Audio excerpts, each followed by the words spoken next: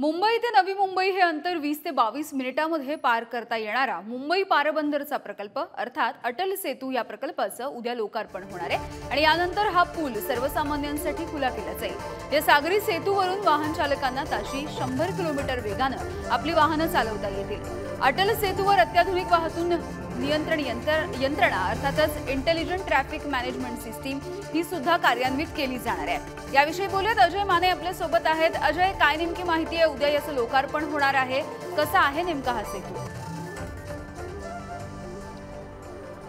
यामिनी आपण जर पाहिलं तर 22 किलोमीटरचा हा ब्रिज, याच्यातला सगळ्यात महत्त्वाचं म्हणजे 16.5 किलोमीटर हा संपूर्ण पूल जो आहे तो समुद्रावर असणार आहे। म्हणजे थेट फक्त 5.5 किलोमीटर हा पूल जो आहे तो भूभागावर असणार आहे आणि बाकीचा 16.5 किलोमीटरचा हा संपूर्ण पट्टा जो आहे तो समुद्रावर असणार आहे। देशभरातून आणि जगभरातून हा 10व्या नंबर क्रमांकाचा पूल आहे जो समुद्रावर संपूर्णत आहे। सध्या मी या पुलावरच उभा आहे। उद्या या पुलाचं लोकार्पण देशाचे पंतप्रधान नरेंद्र मोदी यांच्या हस्ते होणार आहे।